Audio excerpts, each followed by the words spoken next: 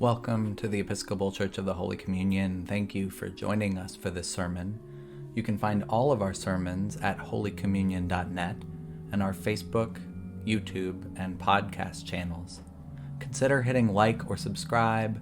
Consider sharing this sermon with others. It helps us to reach more people like you.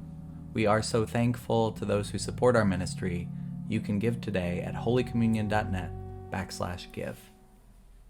May the words of my mouth, the meditations of our hearts, bear worthy, acceptable fruit to you, O God.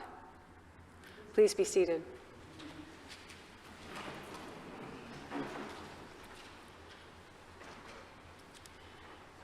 So the horror just won't stop. Another tragic event, another act of genocidal violence from the tyrannical occupiers. Another random natural catastrophe, innocent bystanders standing in the wrong place at the wrong time. So much to grieve, so much to fear. Galileans worshiping had been slaughtered, their blood mixing with the blood of their sacrifices. Jerusalemites, 18 of them were crushed as a tower fell on them.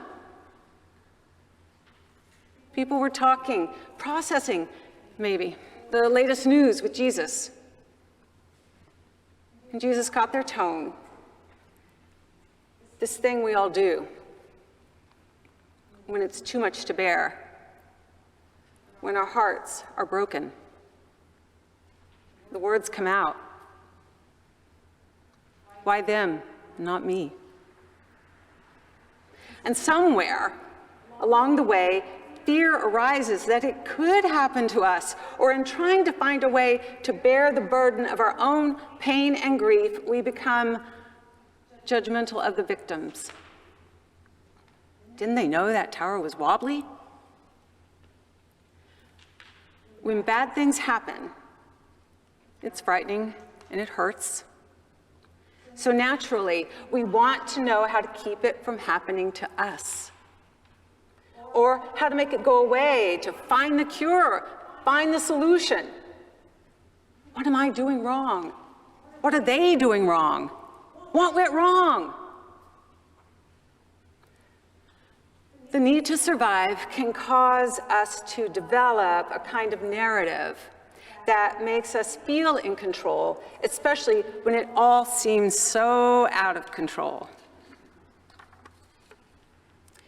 Jesus caught this agenda in the people talking about these tragic events with him. He heard the truth of what was behind their questions.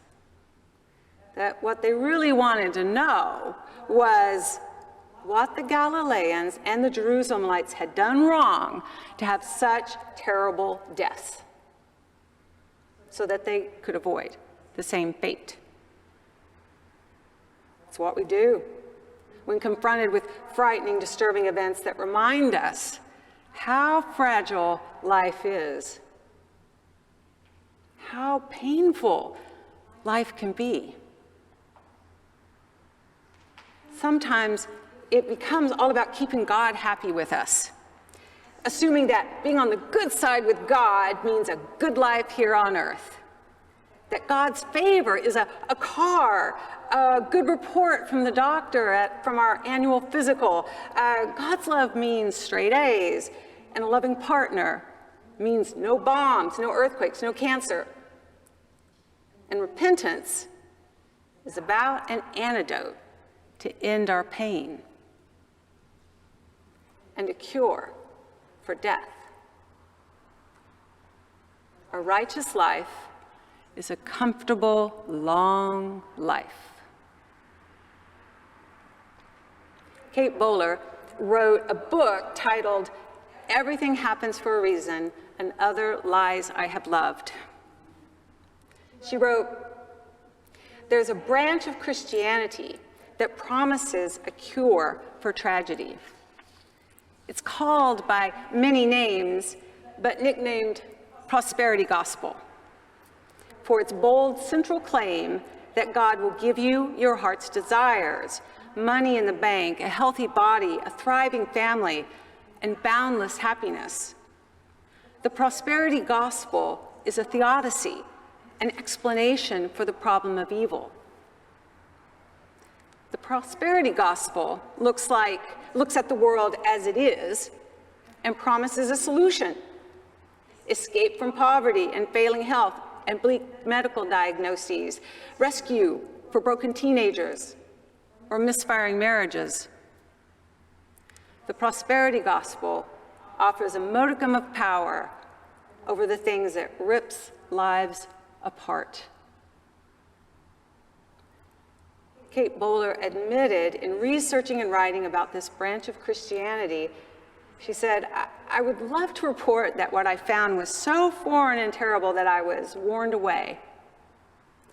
But what I discovered is that no matter how many times I rolled my eyes at that creed's outrageous certainties, I craved them just the same. I had my own prosperity gospel, a flowering weed grown in with all the rest. The idea that hardships were only detours, that God had a worthy plan for my life, in which every setback would also be a step forward. After she was diagnosed with stage 4 colon cancer, Kate had to confront her craving for certainty.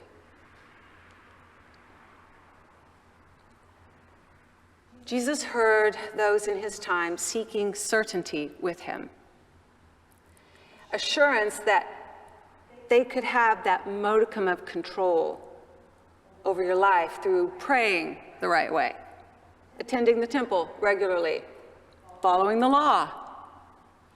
Then you would be protected. Only sinners get killed. Only bad things happen to people not praying hard enough or in the right way with the right words. But Jesus suggests another way, a truer way of understanding our place in this world. And I have to give a shout out to last week's Wednesday Guild meeting, and because this story was brought to my attention, and I think this story best describes what this truer way looks like. Howard Thurman tells a story about his primary theological teacher, his grandmother. Howard Thurman's grandmother owned some land, and there was a white woman who lived next door and did not like the fact that this African-American woman owned land. And so she decided to get back at Thurman's grandmother and went to her chicken coop and got all the manure and dumped it on her land, upon her tomatoes, the greens, and everything she was growing, to destroy it. Everything was destroyed that his grandmother had been growing. But his grandmother, she saw all this manure and started getting up each morning to mix it in the soil as fertilizer. Later, the white woman next door became very ill, and nobody came to see her because she wasn't just mean to African Americans, she was mean to everybody. But Thurman's grandmother went next door and brought her some flowers. This now frail woman was shocked that this African-American woman, who she had been so cruel to, would come and see her. She was so deeply moved by this kindness. Thurman's grandmother placed the flowers next to the woman's bed, and the woman said, "These are the most beautiful flowers. Where did you get them?" Thurman's grandmother said, "You helped me make them, because when you were dumping manure in my yard, I decided to plant roses."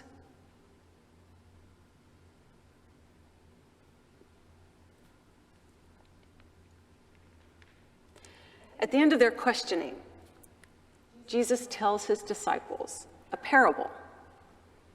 Coincidentally, it's about manure. In the parable, a landowner comes upon a fig tree that is green, it's surviving, but it's not bearing fruit. Maybe Jesus, who in this Lenten journey to Jerusalem is so frustrated with his disciples and others who just don't get it, that he might have had a mind to just cut the tree down. Instead, he comes back to himself. Okay. And he says, how am I going to work with this? So he says, let me add some fertilizer. Give me just a little longer. Perhaps it will still bear fruit. And with this image, Jesus turns the focus from fear to fruitfulness, and from surviving to thriving. So what about us? In this time, in this long history of human folly, when blood is again being spilled and natural disasters continue unabated, and closer to home, we continue to wound each other ever more creatively. And even those closest to us cause us pain. When we just wish there was a way to avoid it all. How can we come back to ourselves? This is what our Lenten journey offers us. To turn, come back to ourselves and say, okay, I'm going to ask the question, okay, how am I going to work with all this?